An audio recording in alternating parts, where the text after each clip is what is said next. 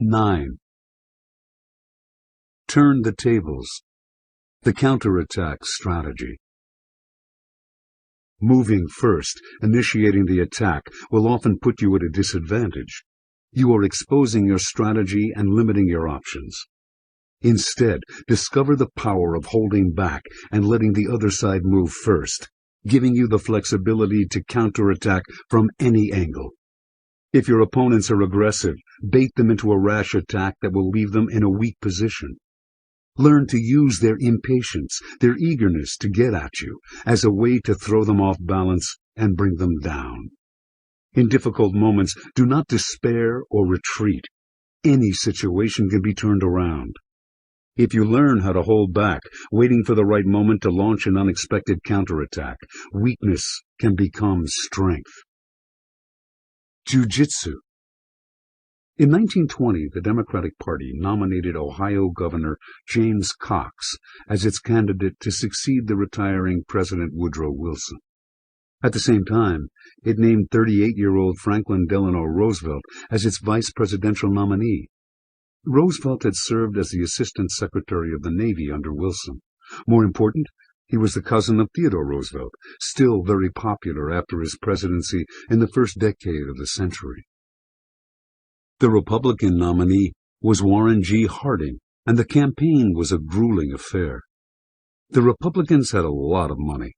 They avoided talking about the issues and played up Harding's folksy image. Cox and Roosevelt responded to the Republicans by going on a vigorous offensive, basing their campaign on a single issue of Wilson's, American participation in the League of Nations, which they hoped would bring peace and prosperity.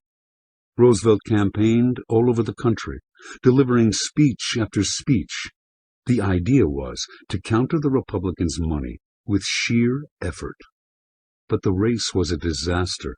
Harding won the presidency in one of the biggest landslides in American electoral history. The following year, Roosevelt was stricken with polio and lost the use of his legs. Coming just after the disastrous 1920 campaign, his illness marked a turning point in his life. Suddenly made aware of his physical fragility and mortality, he retreated into himself and reassessed. The world of politics was vicious and violent. To win an election, people would do anything, stooping to all kinds of personal attacks. The public official moving in this world was under pressure to be as unscrupulous as everyone else and survive as best he could.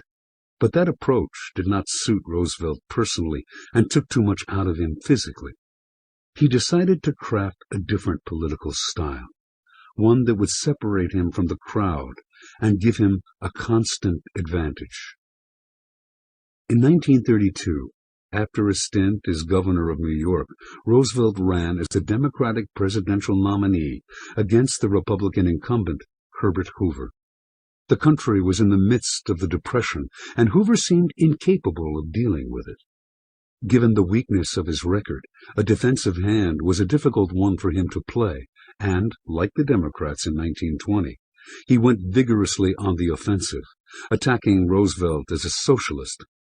Roosevelt, in turn, traveled the country, speaking on his ideas for getting America out of the Depression.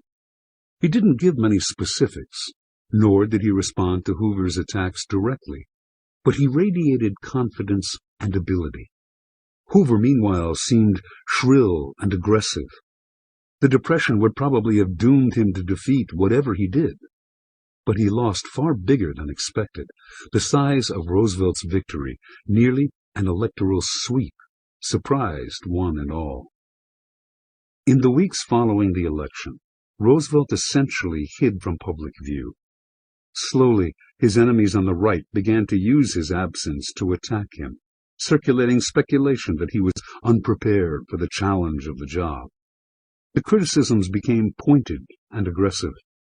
At his inauguration, however, Roosevelt gave a rousing speech, and in his first months in office, now known as the 100 Days, he switched from the appearance of inactivity to a powerful offensive, hurrying through legislation that made the country feel as if something were finally being done. The sniping died. Over the next few years, This pattern repeatedly recurred. Roosevelt would face resistance. The Supreme Court, say, would overturn his programs, and enemies on all sides, Senator Huey Long and Labor leader John L. Lewis on the left, Father Charles Coughlin and wealthy businessmen on the right, would launch hostile campaigns in the press. Roosevelt would retreat, ceding the spotlight. In his absence, the attacks would seem to pick up steam, and his advisers would panic. But Roosevelt was just biding his time. Eventually, he knew, people would tire of these endless attacks and accusations, particularly because, by refusing to reply to them, he made them inevitably one-sided.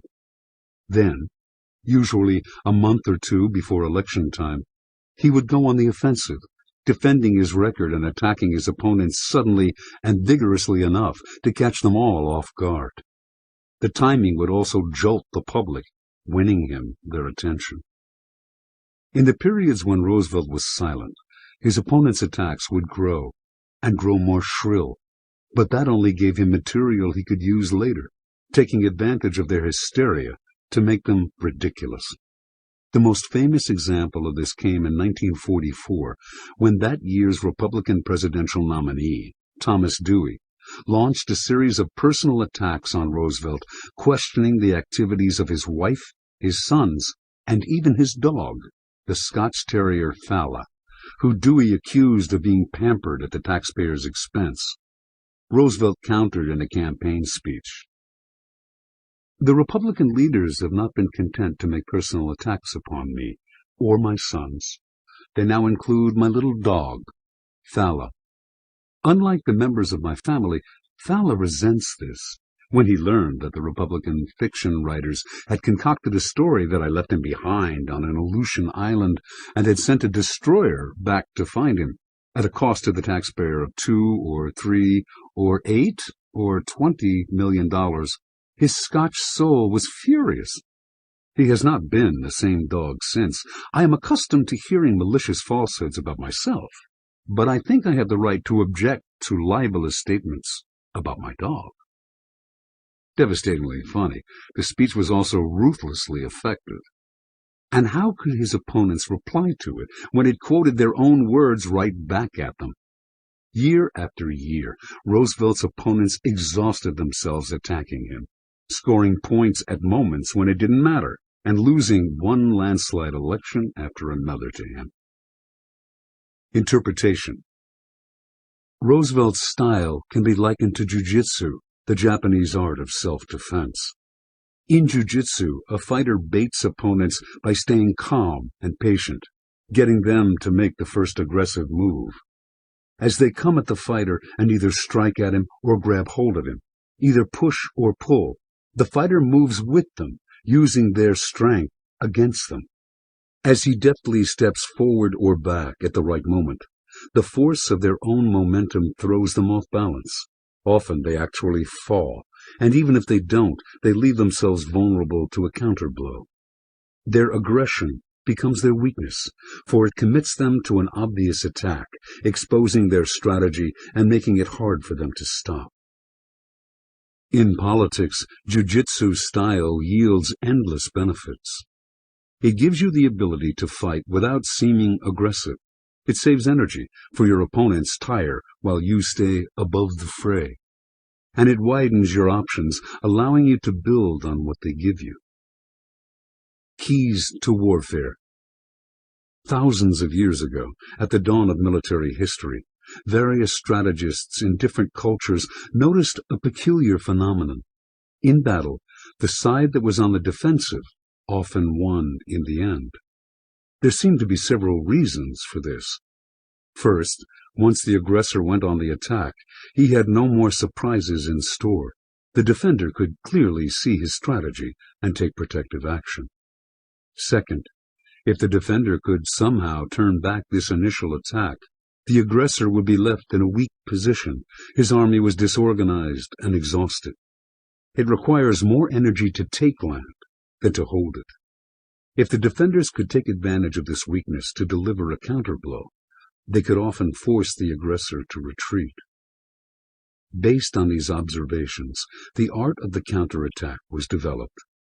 Its basic tenets were to let the enemy make the first move, actively baiting him into an aggressive attack that would expend his energy and unbalance his lines, then taking advantage of his weakness and disorganization. This art was refined by theorists such as Sun Tzu and practiced to perfection by leaders like Philip of Macedon. The first step in mastering the counterattack is to master yourself, and particularly the tendency to grow emotional in conflict. Once you learn patience, your options suddenly expand.